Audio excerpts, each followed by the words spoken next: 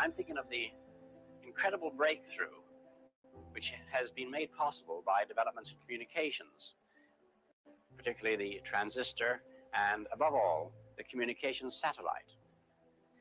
These things will make possible a world in which we can be in instant contact with each other wherever we may be, where we can contact our friends anywhere on Earth, even if we don't know their actual physical location.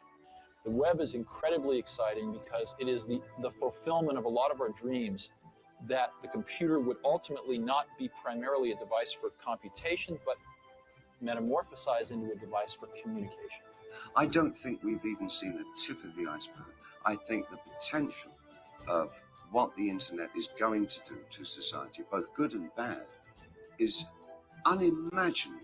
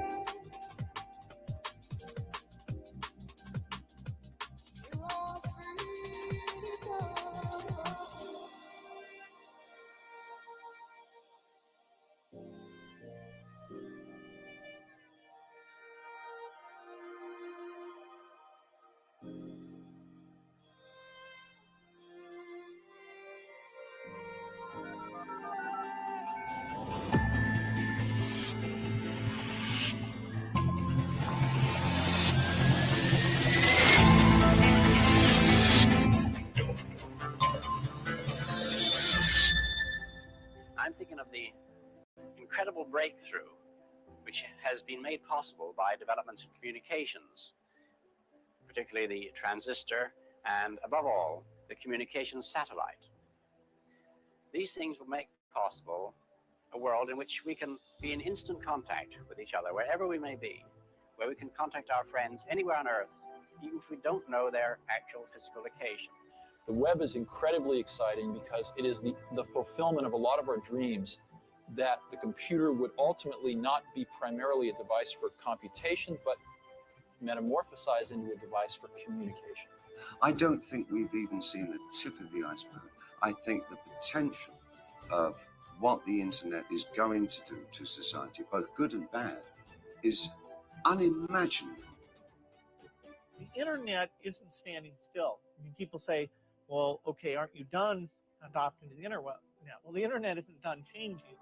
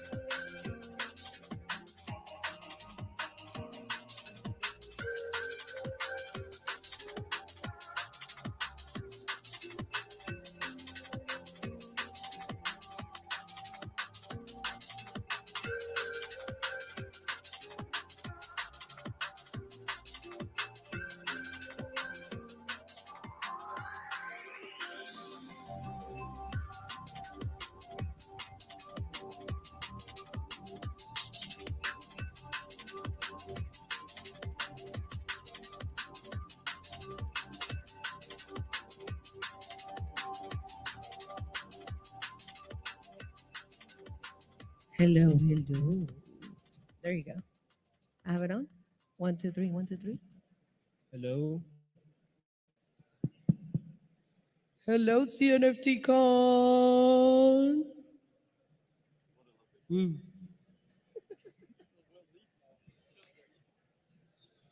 Chill, Jenny, says Alessandro. I will chill now. All right. Are we ready? Come on, Jack. Let's Hello, get this done. CNFTCon. Okay, okay.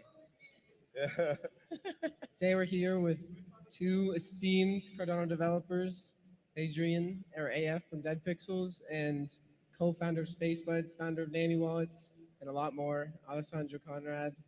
And first, before we start, we're gonna do a little poll for the audience. It's for Dead Pixels versus SpaceBuds. So raise your hand right now if you like Dead Pixels more than SpaceBuds. Okay. Only the audience. Okay, now SpaceBuds, raise your Ask a hand. wrong question. Is this how we're starting, Jack? Yes. Okay. Okay, and Jenny right now is going to introduce our. Hello, everybody. guest. This is Jenny right here. So I'm going to introduce you to Alessandro Conrad. Alessandro is the co-founder of SpaceBuds. Yes. All right. That's a good one. And founder of Berry. Berry is the first pool using Raspberry Pis on Cardano, and it's also a lab for a lot of amazing developments, creating tools for the community, such as Nami Wallet. There you go. And much recently, the Lucid Library, which we'll probably get more into it if you want to. I would love to talk about it. So without further ado, let's introduce Adrian. Oh, Oh, you this already guy. did, right? Adrian is actually the founder of one of my first NFT projects that I ever minted, Dead Pixels. And at the time, hey, there we go. Suck it. There you go. And actually one of the first projects to make something very, very special for a minting service utilizing Nami Wallet. So if you haven't seen that, definitely look it up on YouTube. But among other things, Adrian is just very passionate about everything he does. And I love hearing him speak, and hopefully we get to hear him blab on for like 10 minutes today. Yeah. Looking forward to it. All right, and I guess we'll hop right into the questions. The first question we're just gonna go right into is, where do you guys see NFTs in 2040 integrated in your daily life? Either one do you want to respond? You want to take this? Can you repeat the question? I didn't Oh. fully. Where do you see NFTs integrated in your daily life in the year 2040? In my daily life, I would say, I could imagine that we use NFTs for pretty much everything when it comes to authentication and stuff like that. Key to your house, your car, anything you want to, and of course, like everything digitally, like art, music, media in general. Yeah, so this is where I see NFTs. I see them also as a way to create communities, and yeah, you wanna extend? What about you, Adrian? Well, I mean, it's definitely like I completely agree with you, Alessandro. it's definitely going to be a big part of our lives if like the entire blockchain thing goes, insanely mainstream. NFTs are going to be playing a huge role in everyday life. But the concept itself is very simple. So I guess they will be definitely tying into proof of ownership, proof of identity, proof of like anything, literally. You can find various applications for it. You can go from like I don't know, online accounts, emails, gaming, anything that can be tied into your unique identity can be sort of like NFT advised in a way. So yeah, it's definitely going to be playing a huge role in our everyday lives. And you mentioned 20 years. gaming. Is there any idea you can expand on with how NFTs specifically on Cardano, maybe your project or whatever else are interested in gaming, and how a normal person who plays normal games would benefit from it? Well, I feel like people shouldn't necessarily be aware of the fact that the technology which they're running their game on has to do with blockchain. I think that a lot of people should be just seamlessly using it in day to day as they are now, as they're using today's Web2 technology. They don't know that if the server of the game that they're playing is hosted on Amazon or Google or anything like that, just as they shouldn't know that the game they're playing on has to do with Cardano, for example. At the end of the day, for the end user, it doesn't really matter which blockchain it is. It just matters that we create a seamless experience, and we're among the first to create a seamless experience for the user to adopt. And also, obviously, it has to do with costs. So if you look at it from a business perspective, then obviously, if you move a game onto a blockchain right now, you need to analyze how much it'll cost you as a company versus hosting it on Amazon, for example, on Amazon Web Servers, right? There's that, and there's also the reliability of a blockchain weighed against that. So at the end of the day, you ask yourself, do we care about whether we're playing a game which is on chain or not as end users, right? And the answer should be no one should care. It should be seamless. That's it. Alessandro, do you have anything to say about what AF said? Yeah, so I think we sometimes, of course, because blockchain is so new to us, but I think we maybe try too hard and over tokenize sometimes and try to bring like too much value in some way that it's like completely unnecessary when we forget what we actually wanted to build.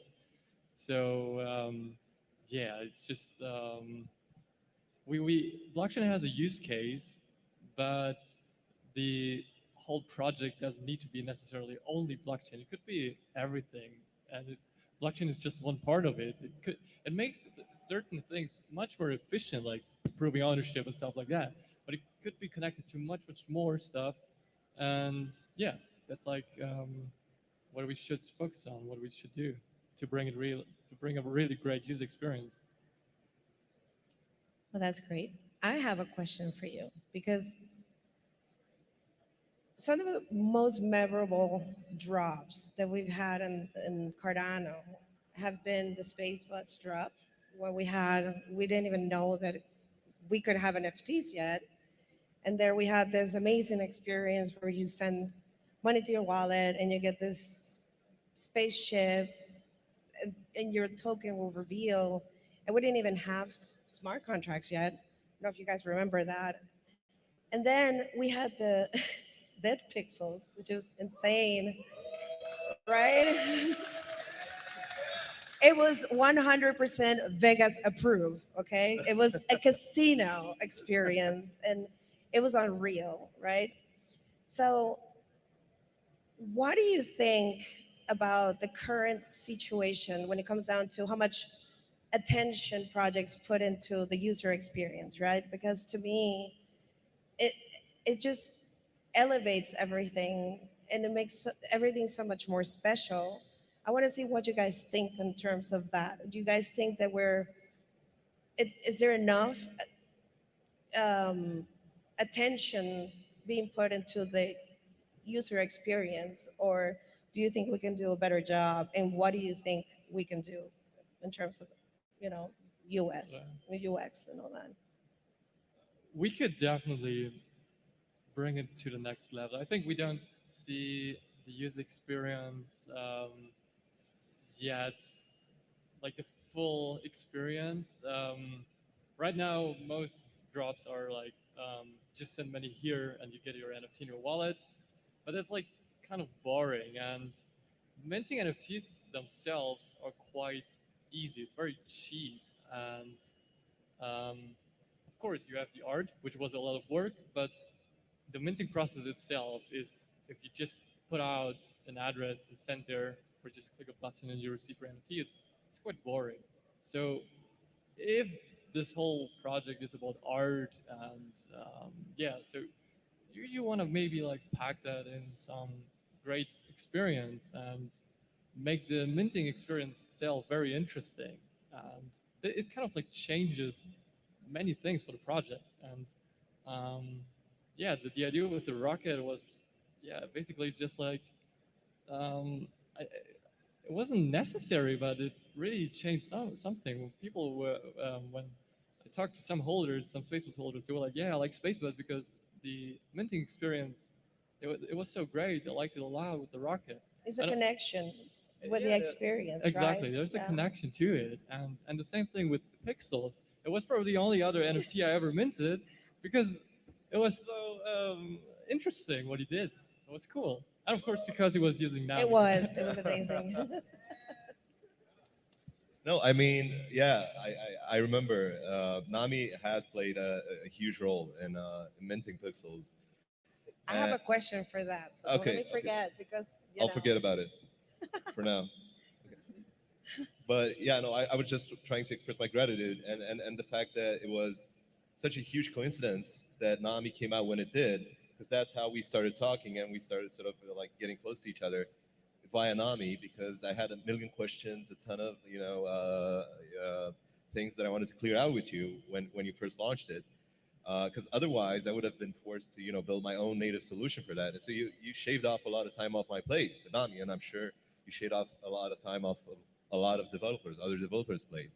So yeah, huge round of applause for Alessandro. Nami. Yeah.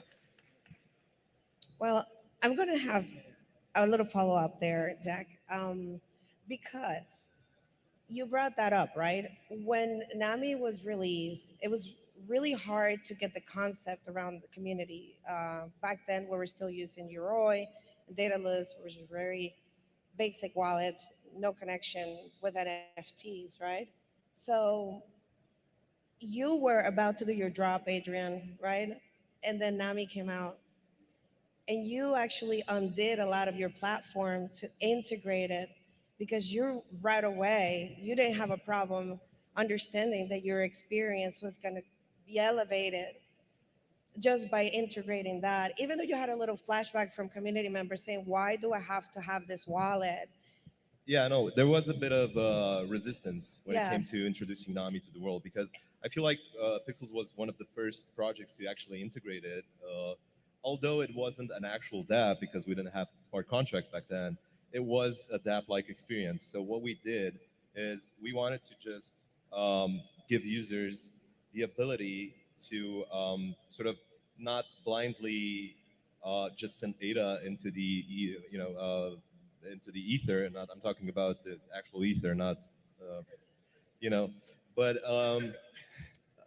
and that's what I always set out to do, is just give you the actual like shopping spree experience that you need as a user, as well as introduce the project in a proper manner, because the way that people see you obviously reflects well, either well or bad, upon the future of your project.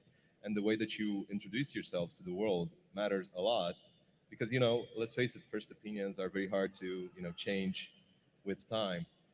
So that was the rationale behind it. Obviously, wanted to make a fun experience out of it, and I'm a huge fan of the IKEA mentality, where the business model is quite brilliant, because you actually get more attached to things that you build, that you put work into actually getting, versus just ordering furniture online and having somebody put it together in your house.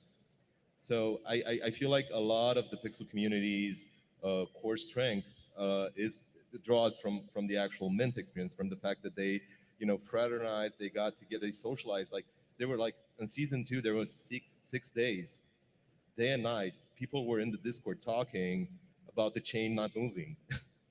So it's amazing, and friendships were formed, and people to this day who have stuck with the project and are still active in the Discord and in the community, and I'm very grateful to you guys for like being there. So yeah, you guys are the best. Yeah. And speaking on Nami Wallet, basically forcing people to use Nami Wallet for dead pixels, something like that. I was wondering what your guys' thoughts are on onboarding people to what we have now versus building new stuff to bring users into the ecosystem and, you know, things that actually benefit their lives. And what do you think is more important? So in a nutshell, what's the question? Basically, do you think it's more important to onboard new people or build new things to bring in new people? I think at this point it's more important to focus on building. But I mean, it depends on what kind of people we onboard. Just if we just onboard end users, it's probably not the best idea at this point.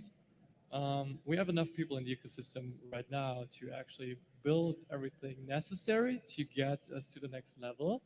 Um, but yeah, I I think we should really focus on what matters, like the fundamental stuff, build up our ecosystem silently, and when we're there, when we're ready, we get all the people, get these people in, and it probably will happen naturally anyway. So um, if you just focus on what's important, what matters, deeply think about it, people will come, and basically the like-minded people, the people you want, and yeah, that you build something pretty robust, something that actually works. If do you have anything to say or Well, I've always been a big fan of the. It doesn't matter if you built it necessarily, but it matters how you built it. Yeah. So it could be, things are getting built on a daily basis on Cardano and on all other blockchains and everywhere in the world. But the point here is not to just build, but to build something which is useful. It solves a problem, and it's either never been done before or hard to copy. That's those are the key ingredients of building a good product, and a product which incidentally people will use. If you tick those boxes, people will use your stuff, and not the other way around. So yes, we do need to keep building good products, usable products, but we also need to start looking, as you mentioned earlier, at the end user. Because right now in our community, most people here are investors. They're not end users. It's like I don't know. Tesla would have held a convention, and everyone who showed up owned Tesla stock. That doesn't happen today. If Tesla hosts a keynote, then people come in there because they're interested in the product, but they don't necessarily hold stock in Tesla. So there's a clear differentiation, which I feel like we're not fully aware of in the space, is that the people who are going to be using the product that you're building today are not necessarily your investors, but people that you need to address somehow outside of the space and outside of the ecosystem. And I feel like we need to seriously start looking at how we are going to onboard new people from outside of Cardano into Cardano, rather than just cannibalizing each other's market caps in terms of like projects launching on the same sort of sector, either it's NFTs or DeFi and so on. Well, I have kind of like a follow up for what we were talking about before, because I find that we, just by being here, we're all pioneers, right? We're like in this world that the majority of the world does not even understand yet, right? But yet, even though we take a leap of faith and we get so interested into this new technology that's revolutionizing the systems that we know today, yet we are still not so easy into adopting new things. And you see it such in like things like Nami wallet, right? That was like, we don't need this, we don't need this. And it was like, what do you think? What do you guys think that we have such a resistance to new like CIPs or new wallets or new things like that, even though we are pioneers, like how does that work? Where do you think that comes from? And what do you think we can do, or you can tell people the importance of keeping an open mind in this space when it comes down to, new things are going to be put in front of us? I think the issue is like people don't like change, um, and it's not always easy for others to see what the idea or the vision of someone is, um, if you can't, if you like haven't seen it yet, like fully. Um, so people are always in denial. They're like, oh no, this is not going to work. But maybe they misunderstand it. They miss the whole context behind it, and sometimes, yeah, maybe yeah, as you say, people should have a more open mind and just accept new ideas easier, and um, that's that's very important because then we can move much faster, get things um, like ideas executed much faster, and yeah, it's kind of like a. I realized that with Nami when I created initially that I was like, I'm gonna go with a single address because there's no point in having multiple addresses. It didn't make any sense to me. It was a standard, but I was like, it has no sense, because when Cardano introduced proof of stake, um, the all the addresses you have in your wallet are tied to the same stake key, so the whole um, anonymity is basically gone. There's no reason for having that anymore. It just adds an extra complexity to your wallet. And I was like, let's just leave it out. And everyone was pissed initially about that, but I was like, I think it's gonna work out much better long term. And um, now I see more wallets supporting it. Of course, the multi-address thing is still a thing, but I see the trend is going more into single address because it's easier to prove ownership, and just it's yeah for the users, like okay, one address, it's easy to understand,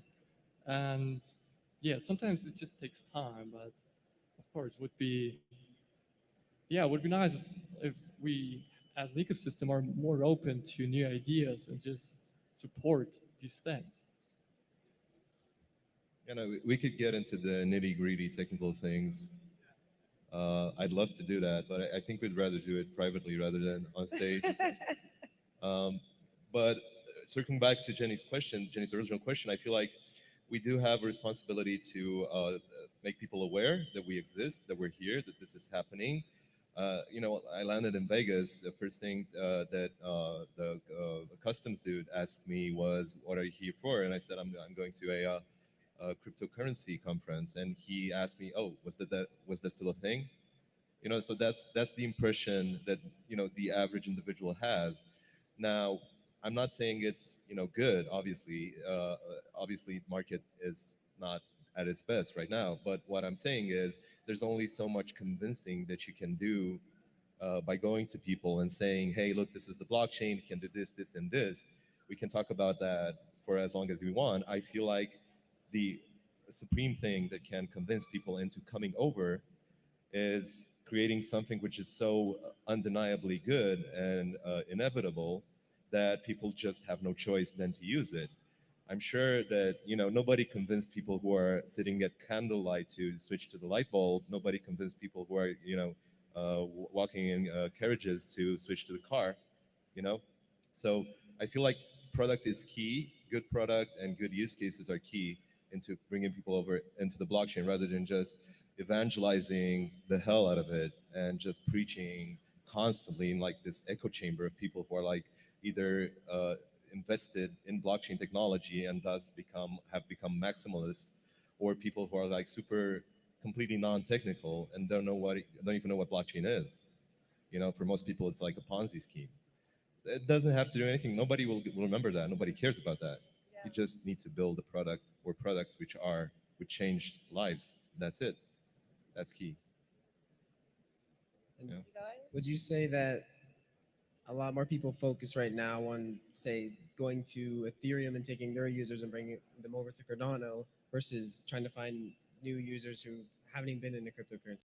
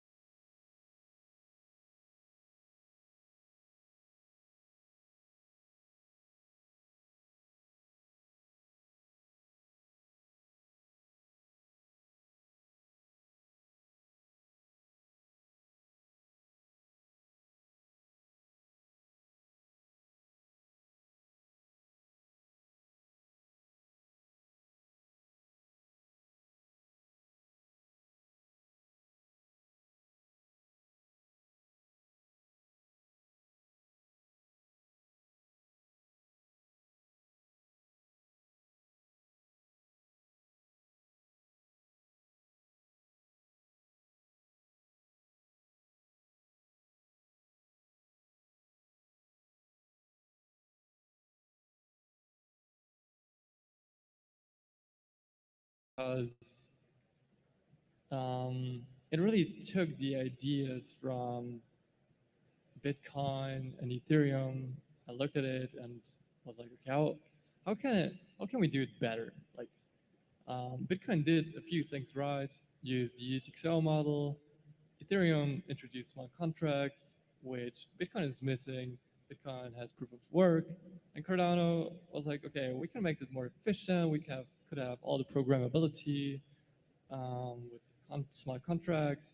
We can um, also have governance, and we can try to scale the system. These are like the key features. They were very important, and of course, um, the approach was to say, okay, let's do it like first principles. Let's try to make it, um, yeah, let's build it right.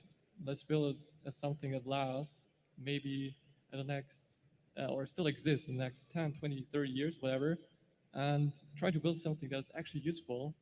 And that like kind of hooked me into this whole Cardano thing. And I see, I don't see this kind of philosophy in the other blockchain, uh, yeah, blockchain world, cryptocurrencies. I think Cardano is something, yeah, very unique in that respect, and yeah, that's, that's that's why I'm here, and that's why I support it.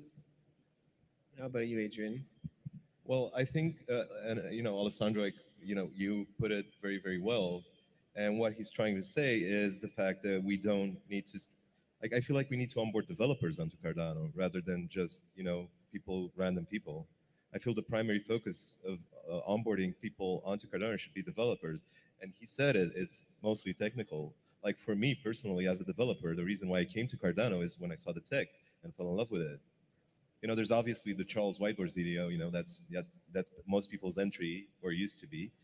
But after that, you look into the tech and you look into the white papers and you look into the huge number of academically peer-reviewed papers, and you start to believe that this technology is being built from the ground up with something great in mind, and that's hot for a developer, and that's what got to me. But if you'd go to like a regular person and tell them about the UTXO model, they wouldn't understand.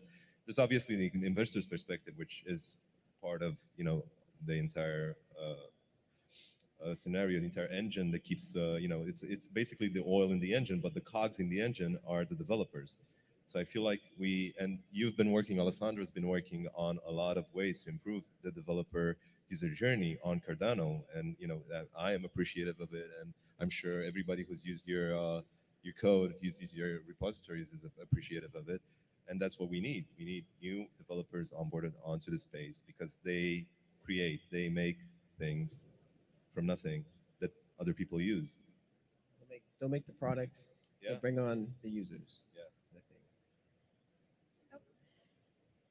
think. Okay, so there's a philosopher, modern philosopher, Hegel, which we have a lot of him within Cardano and everything that we've been building. And he used to he didn't believe in such a thing as art for the sake of art.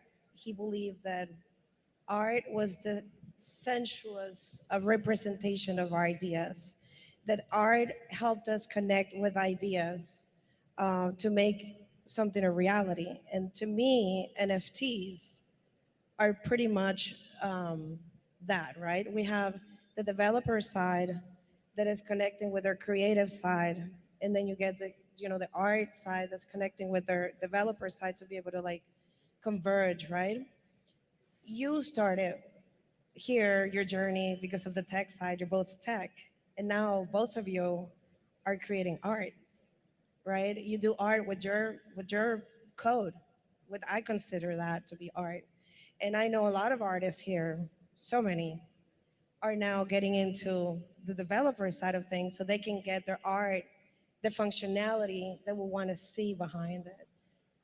Can you just like briefly, because we don't have that much time, just tell me a little bit about your journey with that. How do you feel? Do you feel that connection to your artistic side more now thanks to NFTs? Yeah, so originally I got into NFTs because of my co-founder Zeke of SpaceBuds. Um, but yeah, as you said, I was always very much into technical stuff. But yeah, I also realized that it's kind of art because um, how you write the code, what it can do, and um, basically, why do you laugh? No, I was just saying my neck hurts. I'm looking at you for so long. Sorry, never mind me. Okay, so I lost it. We're saying that what brought you here when Spacebuds, you were just doing technical stuff. And then because of Spacebuds and berries and all this journey that you've been into, you've gotten more into the creative side of things that goes outside of code, right? Yeah. But it's with code. You're making code. Yeah, so it's do not really outside, but exciting things, not just code being code. There's like bringing code to life. yeah, I mean, I'm like working on both sides. I'm a front end guy and I'm a back end guy. Basically, Cardano forced me to go back end because I had to learn about it to actually create the experience people want to have. And without going deep down there, the experience would be okay, but it would not be great, and I realized that. And so yeah, code kind of like is art as well, especially if you yeah, make it all open source, try to give it to the people, and yeah, just Do you consider that art? Do you consider it art?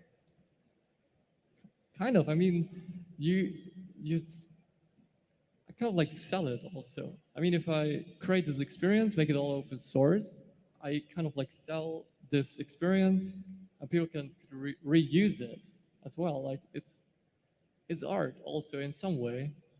Yeah. What about you, Adrian? Well, it depends what people understand through art.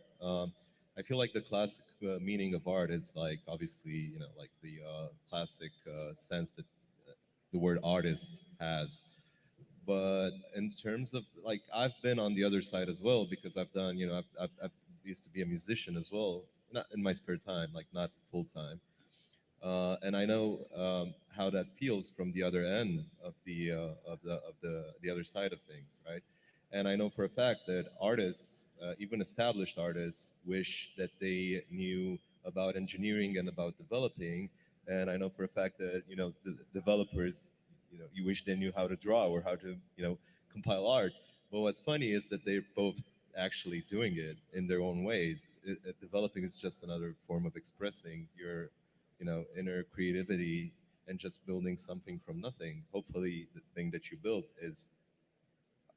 has either a use or it has some sort of impact on someone. It touches somebody's life, and I feel like that, regardless of the medium that you express it through, that is can be called art in a way. So yeah, I completely agree with the fact that we're sort of kind of building something that is, you know, can be art. Yeah. And not to sound like cultish or anything, but kind of wondering what you guys think about people who aren't developers, people who aren't, you know, YouTubers or whatever else, and what do you think someone else's experience in the space can be as building something on Cardano and cryptocurrency? And do you think that really anyone can come in here and add something of their own artistic flair? Well, of course. I mean, it depends what they want to achieve.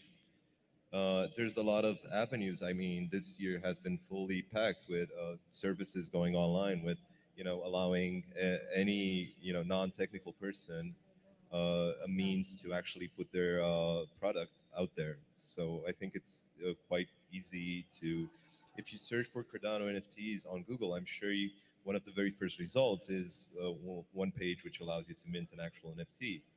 So in that regard, I feel like we've been making a lot of progress as opposed to last year, for example, where we got introduced to NFTs on Cardano. It was more like a learning curve that we had to go through as a community as a whole. What was the question again? It's a bit hard to understand from here. Oh, I was just asking if you think that anyone who's not a developer could come into the space and add something to Cardano in just any way. Yeah, I mean, I think that's the whole point in some way. We make it all open source, and then people can come in, take it, do whatever they want to. I mean, it's an open system where people can do whatever they want to. That's like the whole idea, and that's how we can basically accelerate the whole development of the chain. It's just like, how do you open source it? Of course, just putting code there is not optimal. You have to have documentation. The code needs to be written well, and of course, it needs to be like understandable. And then, if this is the case, then more people will show up and do something. We don't have much time left, but I want to ask you both something. Have you guys considered collaborating on any project together? We've talked about it, I feel like several times, but you never know. Yeah, so we're gonna get to see something. I'm pretty sure, but That sounds we good. had like We're probably going to wrap up Take soon. it away, Jack. We're probably going to wrap up soon, but just to conclude, seems like we've kind of found an area where Cardano should probably onboard more developers to make more products, to bring in more users. Something like that sound right? Right about right, yeah. And maybe now that there's more people here, we're going to do one last poll for Dead Pixels versus Space Buds. So if you like Dead Pixels, just raise your hands right now. And if you like Space Buds, raise your hand now. All right. Thank you guys so much I for call coming. it even. I call it even. Okay. Yeah, it's a tie. It's definitely a tie. Thank you guys so much for coming. And what about for both of them? Oh, both. Both of them. There you go. Thank you guys so much.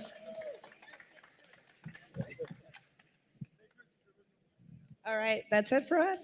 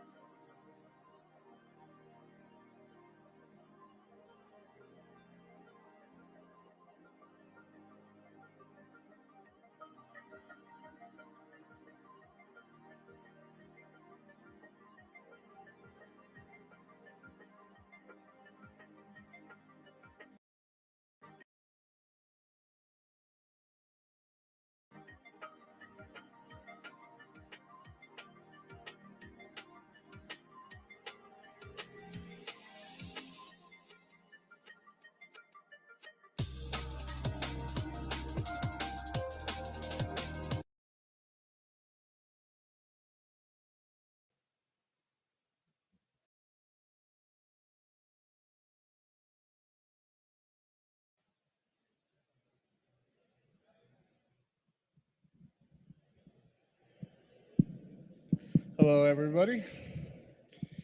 Wow, that's a shiny car. I hear you're a fan of it. The Shelby? It's a beautiful car, man. I know, right? It's actually the first time I got to see it. Same for me. So, welcome, everybody. Thank you for coming out here. How's everybody doing tonight? Woo! Man, this has been crazy. This year has been insane. I want to thank everybody for coming out here, especially Charles Hoskinson. I mean, I could introduce him, but let's admit it, everybody here knows who you are. I hope so. So, I mean, this year in Cardano, in the CNFT space and the NFT space and all this has been pretty crazy, right? I mean, just last week, I got word that the Buffy Viper stake pool combination got photos of the first NFT floating around in space on Cardano. Yeah, I think it's actually in the space station. No, it's in the space station. We got the photos back last week. We were supposed to have it on screen, but I got a little busy, and I was like, couldn't get it out here in time. But it's just floating up there right now. But man, what do you think so far of the show? You know, this morning was so energy packed, and it's just so many amazing people. I think the line went on for like 30, 45-minute wait time just to take a picture. And, you know, super cool to have Shelby. And I haven't had a chance to look at all the booths yet. I've been busy today. But after this, I'm definitely going to go out and see all of them. And I'll be here tomorrow as well. So that's going to be fun. I mean, I know the community is super excited to have you here. I mean, it's not many people would take the time to come out and mix with the community, I should say. And they stay in a corporate bubble. And so it does mean quite a bit to everybody here, right? And what we wanted to showcase was the variety of projects on Cardano. So of all of the stuff that you've been able to see, what you see, what surprised you the most? Well, what's really cool is the level of collaboration and camaraderie that I see amongst all these different projects. People tend to get tremendously competitive, you know, because it's a sum zero in their view. And here, regardless of the fact that people are, in some cases, actually having real competing projects, they're just getting along. You know, everybody's collegial, everybody's nice, no one speaks ill of each other, which is just, it's so much fun. It reminds me of the early days of Bitcoin. I went to the San Jose conference in 2013 and then several of the other conferences. And those were really the first real Bitcoin conferences where there was a big effort to bring the space together. And back then, Bitcoin really wasn't a big thing, a known thing. There were altcoins, but they were very small, like Litecoin and Feathercoin and Namecoin and these things. And I was like $10 million market cap, you know, who cares? You know? Right. So the only thing we really had was each other. And so it was so cool to be able to see the same people again and again and watch them grow and things change. And unfortunately, that vibe is, it's lost in Bitcoin. But I see it here, you know, and I see it in this room, and it's a lot of fun. So I think that's the most impressive. You know, the other thing is the amount of innovation. You know, I was not aware of how much stuff Ape Society is doing. I wasn't aware of how much stuff that a lot of these projects are doing, or just how good they are partnering with people. I wish I was that good at partnering with people. Nobody wants to work with me. Well, I've dubbed it the Cardano Underground.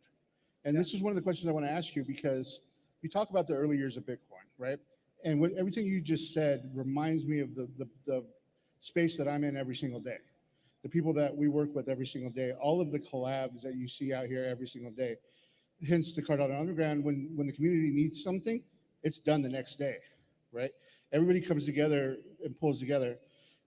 But now that you're kind of, you know, forced into more of this corporate view and a bigger top-down view, is it harder and more frustrating that you can't move as quickly as you want to, and stuff like that?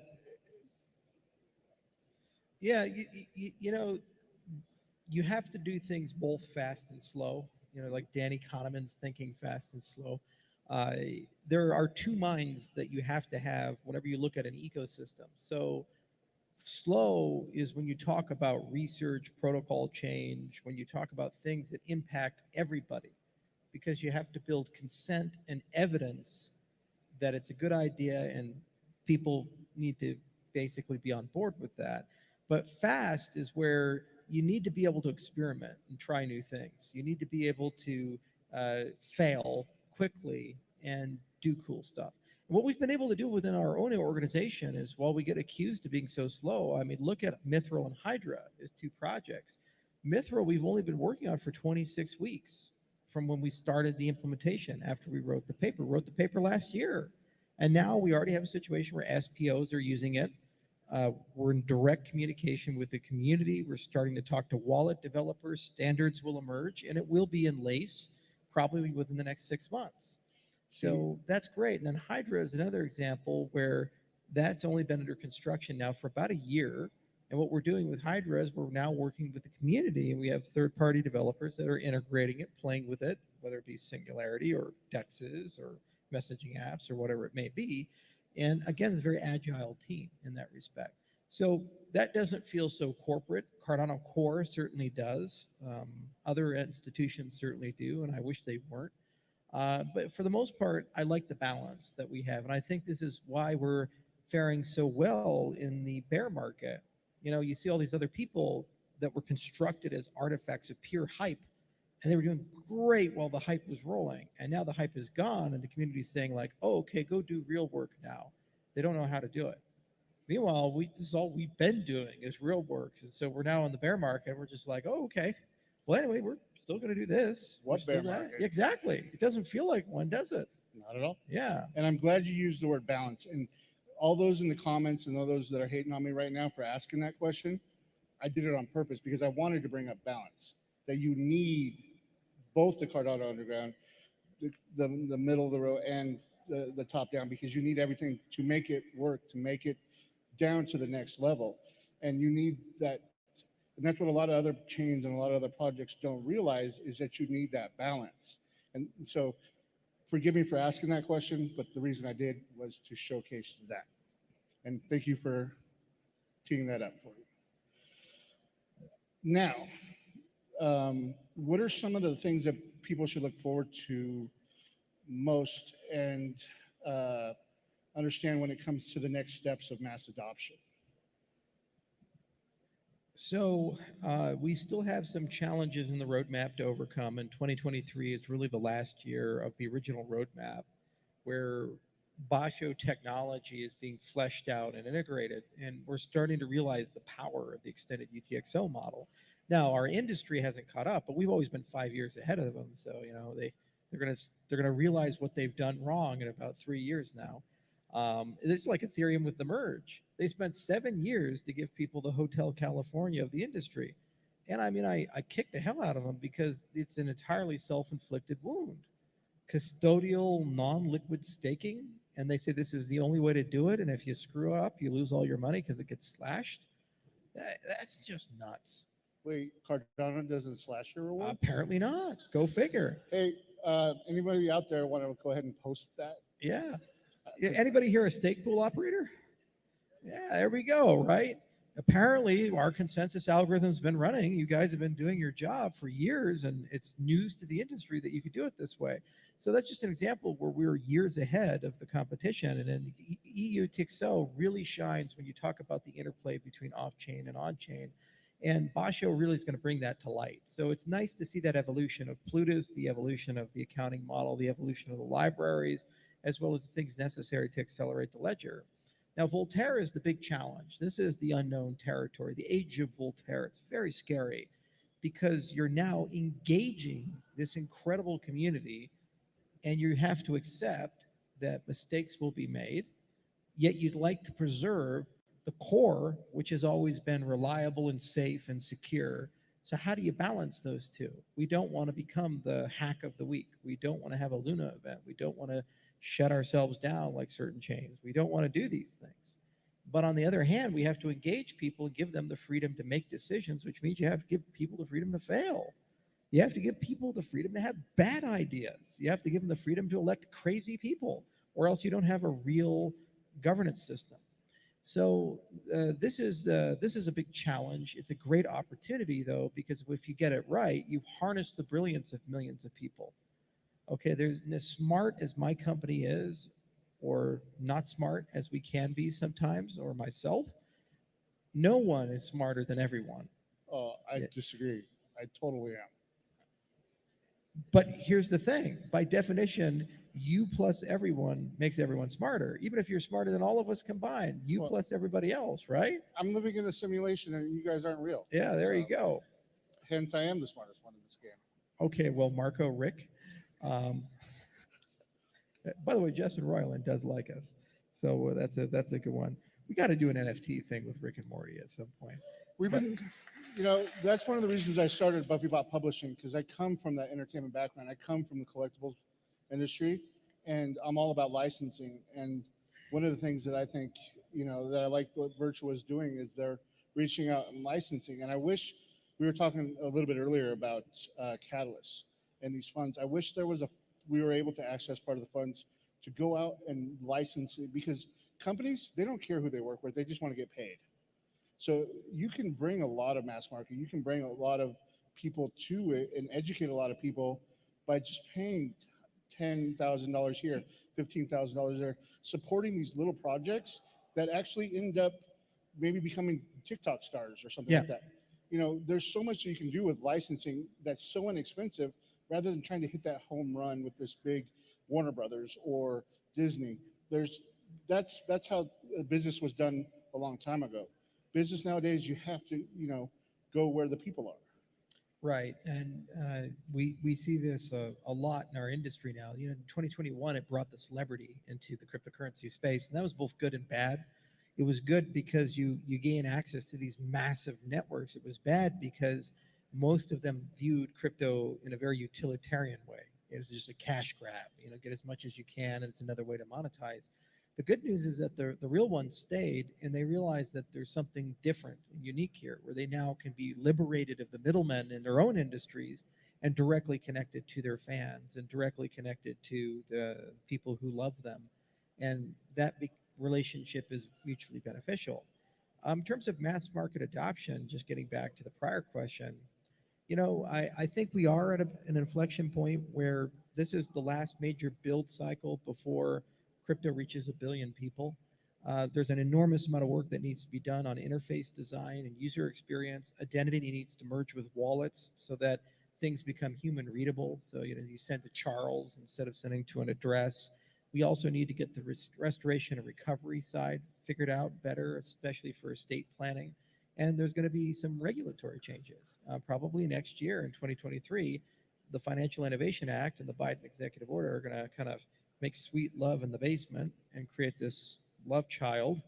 And it might be red, it might be blue. It depends on the results of November, but it's going to exist. And whatever it is, it's going to basically create clarity for everything from custody to stable coins to a collection of other things, including who's the regulator of choice. Is it the SEC or the CFTC? Now, obviously, we in the industry are doing everything we can to make the industry friendly and happy, but we'll see. Governments are tricky. But the point is, once that's in place, the uncertainty is gone, and the trillions of dollars that have been waiting to come in will come in, and a massive wave of adoption will happen. Our biggest threat as an industry is not the US government. Our biggest threat is that there exists incumbents who already have gargantuan network effects. Apple, Google, Microsoft, Amazon.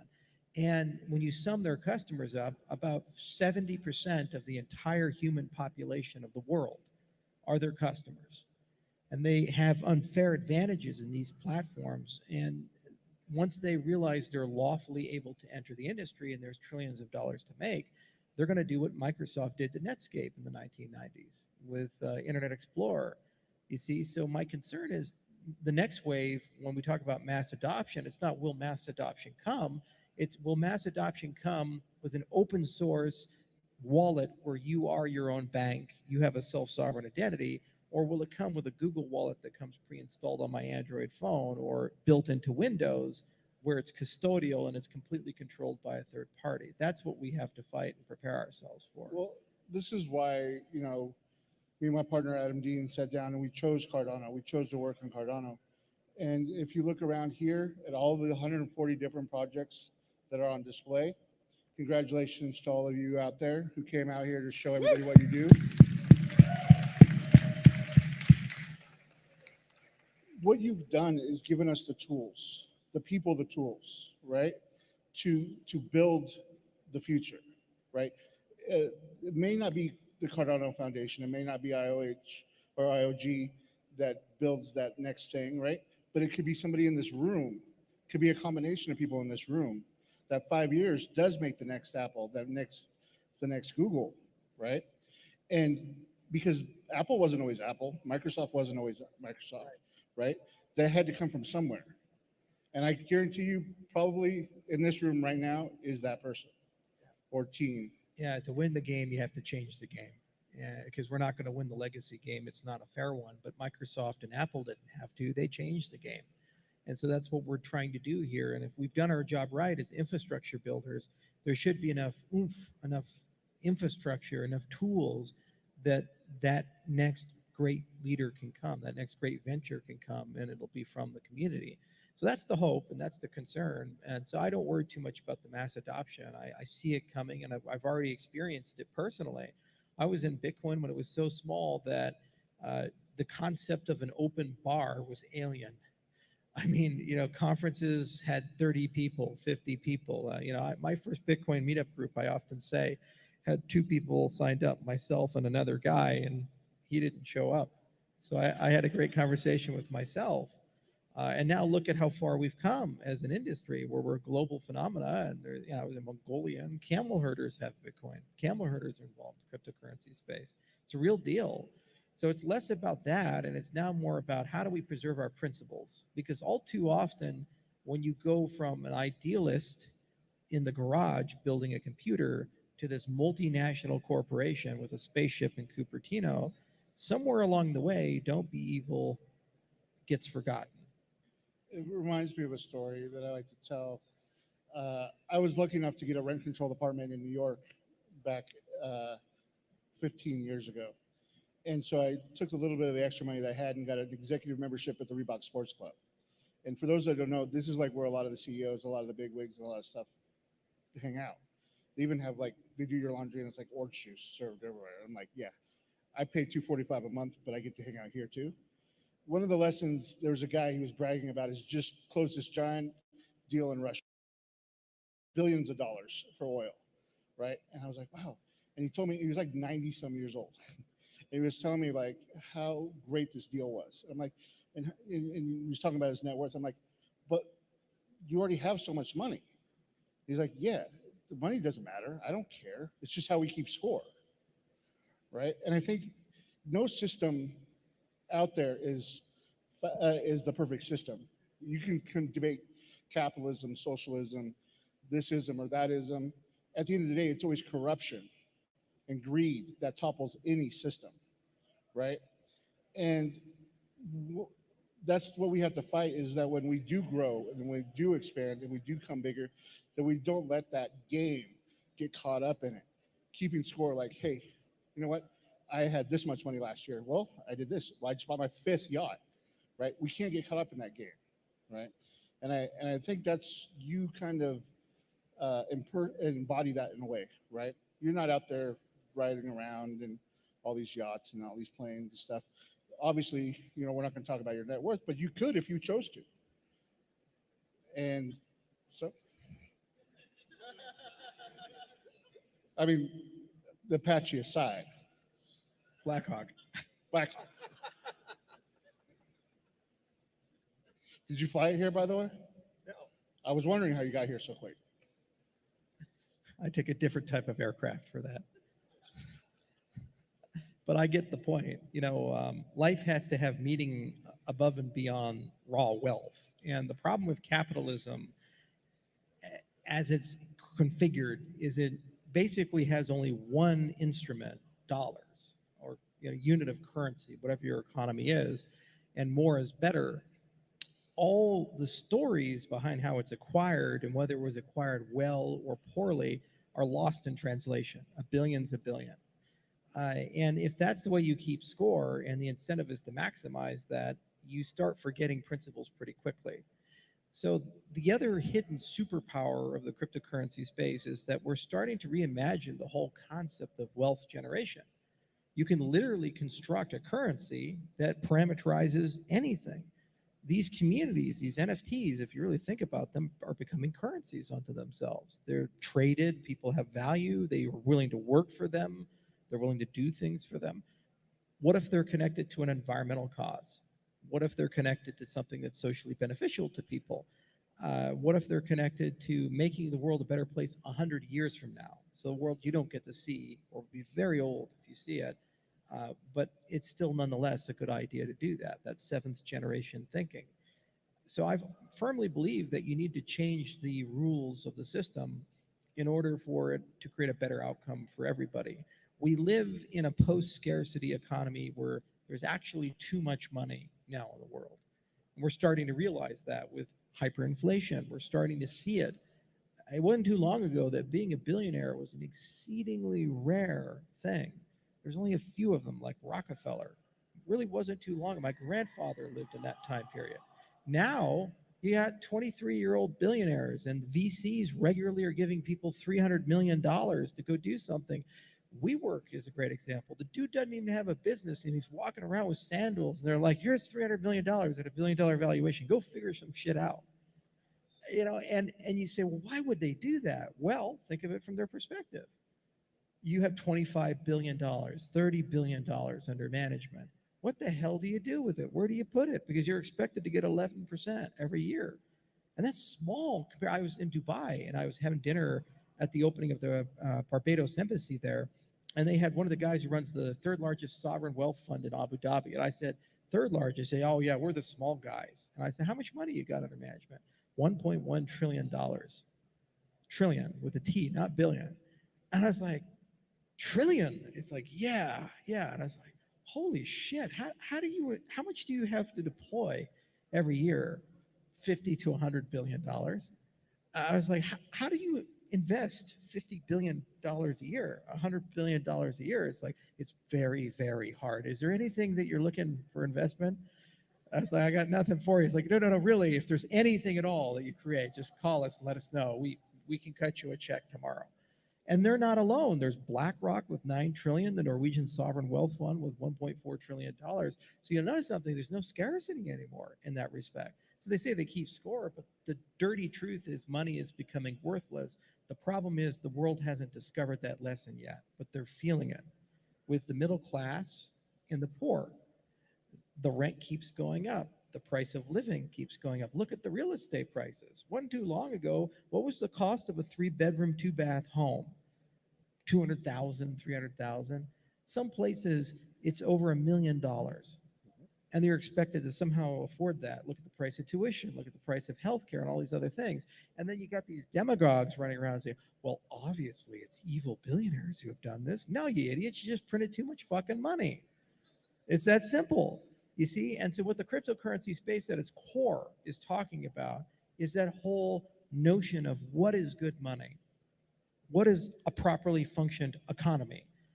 And this is the first time in our lives, the first time in world history since 1944, where anybody's had a say to do it differently.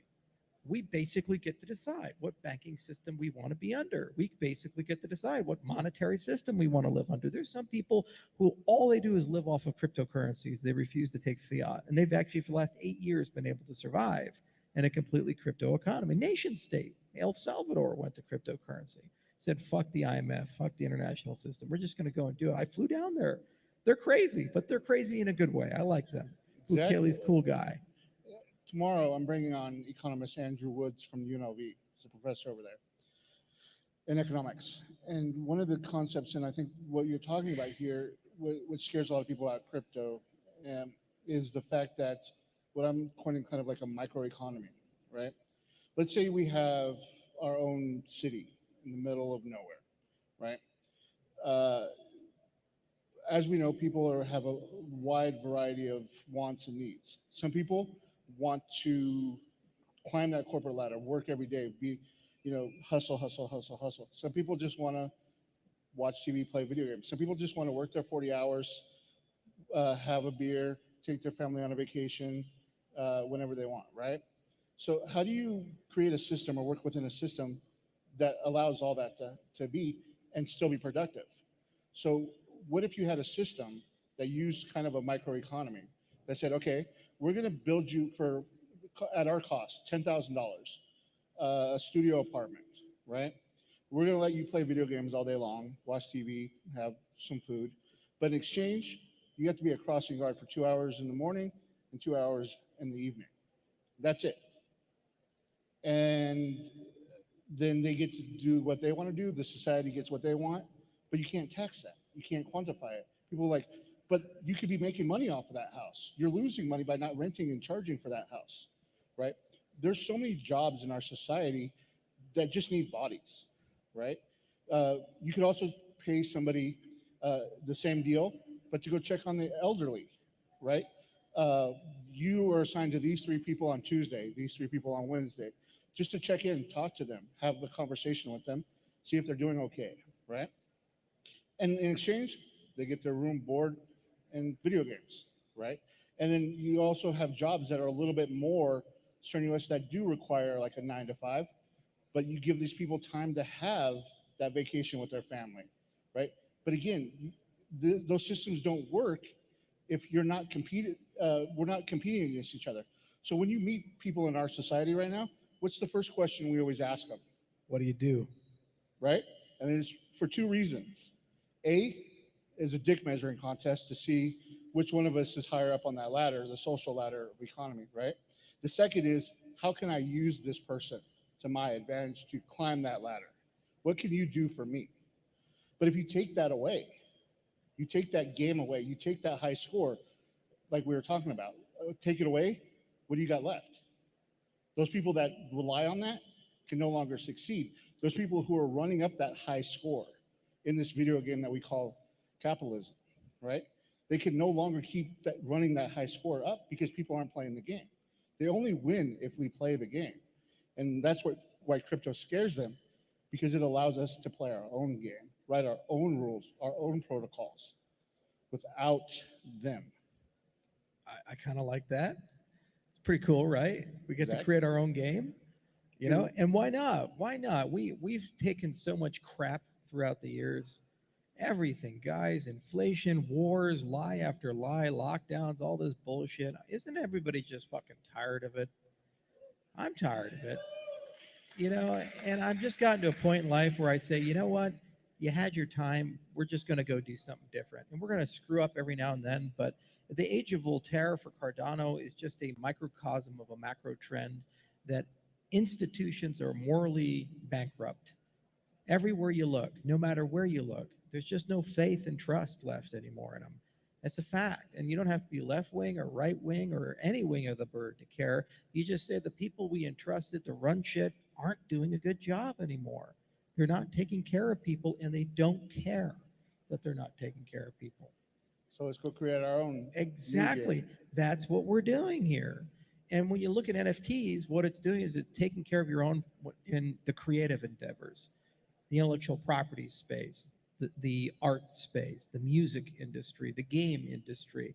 You look at DEXs, it's basically a component of Wall Street.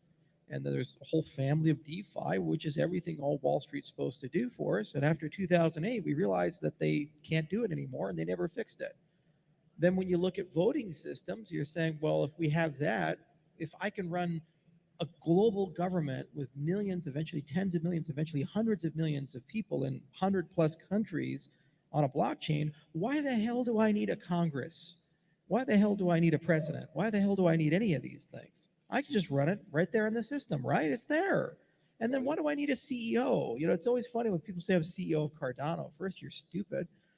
Second, why do you need a CEO at all?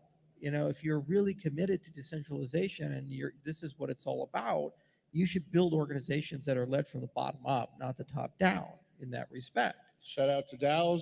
Yeah, exactly. DAOs. How many people here are considering using a DAO, at least in some part of their show of hands? Yeah, these guys, they get it. And like your point about them doing something special, they're going to be running the world in 10 years or 20 years. They're going to be making the big decisions in 10 years or 20 years. And so the goal ought to be make as many rooms like this as possible. And that's how you win. That's how you change the game. We tried to make this event very affordable. Entry was $25 general admission. you've been to a lot of these events. How many events could you go to at that price? At $25, it's Or 68 for a premium pass, oh fuck, I can't go. Nah, which you got a way bucket too box expensive. play, right? These booths were 508 at $800 for a 10 by 10. How many? What did Consensus cost you? I'm not going to put them on the spot like that, but let's just say it was a lot more. Consensus was a lot more. It was in the seven figures to put it all together, and they did not accept ADA. By the way, the Cardano Summit that the foundation's putting on, did they accept ADA for that? I think so. Okay, I hope so. Well, how many of you paid your hotel rooms in ADA at this show? That's its own economy. The whole trip in ADA. It's like it's a currency or something, right? Yeah. And then you paid for your space, your ticket, everything here. There you go. This guy. And then now, and how many have walked away with a cool NFT collectible memorabilia to remember this by?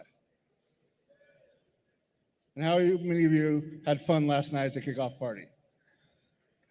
How many have met new people that they've met for the first time here this weekend? How many have traveled more than 100 miles away? Wow. Look what, and you helped build all this. I was a small part of it.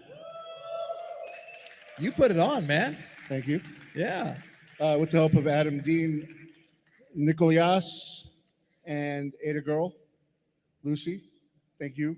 We worked crazy amount of hours. And actually, thank you to all of the volunteers, all of the Twitter spaces. The road to CNFTCON was long, but we made it to this point, and we're excited to start the road for next year. You know what's so cool about this community is it's got a soul too. There's a lot of crypto communities out there, but I'll give you one specific example that really meant the world to me and my family. So a few years ago, my father raised a pronghorn antelope. So what happened was that he just moved up to Gillette, Wyoming, and the mother had two kids and left one of them for dead on his driveway. And so my mom, she just couldn't stand the cries. So she decided, I'm going to bottle feed this pronghorn. And everybody said, that's the worst idea in the world. Pronghorn antelope, they're quite dangerous and they're wild animals. Don't do it. She said, oh, it'll die anyway. I'll just bottle feed it. Well, lo and behold, years later, it became basically a family pet. The damn thing, they called him Mr. Bones. And I've never seen an antelope like this. He'd literally come inside and eat apple chips while my dad checked his email. And then hunters would look at this thing like, there's no way a pronghorn does that. They run 60 miles an hour. They prong you with horns. That's why I call it a pronghorn. Well, anyway, he just died not too long ago, about 2 weeks ago. And it was real tough on my father. He cried more bearing that pronghorn than I think he did when his own dad died. And he was feeling real down. And so I tweeted out, Mr. Bones had died, and people in the community knew about Mr. Bones, and I gave him some pictures of Mr. Bones. The artwork we received from the NFT community was just extraordinary. In fact, my Twitter profile, the picture there is me and Mr. Bones together. And then the Cardano Warriors guys actually even immortalized Mr. Bones by putting him in their video game. And that meant the world to me, but I tell you, it really meant the world to my dad. He was feeling so down, and that gave him a smile the first time in 3 days when he did that. So I don't know of any other community in the space that's able to do that. It's their first thought of help each other, do something good for each other. That's pretty special. I hope we never lose that. For real. And like I said, we couldn't have put this on without all of you out there. The amount of people that it took is just unreal. Shout out to all the exhibitors, all the sponsors. JPEG Store for sponsoring this great stage and this giant screen. We had Cornucopias, out there. We had Tangible Creative. We had Kevin Key. We had the Vibra House with the sponsored by Space Buds. All of you all came together. I'm pretty sure I'm missing somebody. I apologize. It's just I'm on 45 minutes of sleep over 2 days. So, as many of you know, but thank you all for coming, and thank you for coming.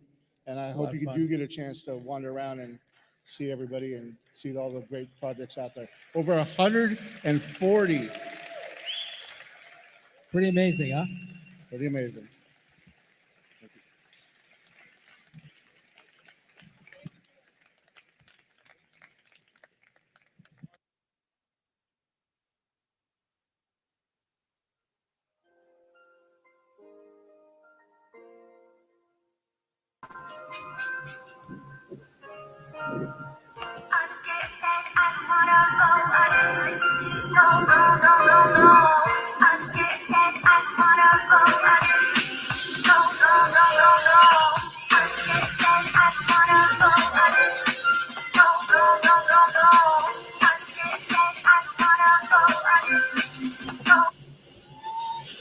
Well, there you have it, ladies and gentlemen. That was Mr. Charles Hoskinson from Cardano, IOHK. If you have any questions, drop it in the comment. Thank you for watching. Always come to my channel. I try to keep everybody up to the crypto news, not the FUD. We talk about the FUD just because. But try to always find out what's really going on in real time so you're never too late for certain projects, certain investments.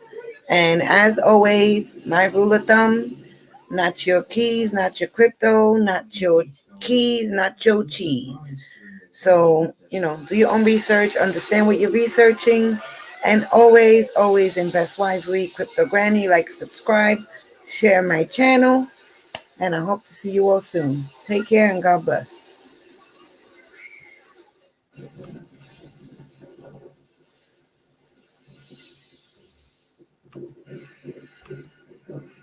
Community without you and I will never work.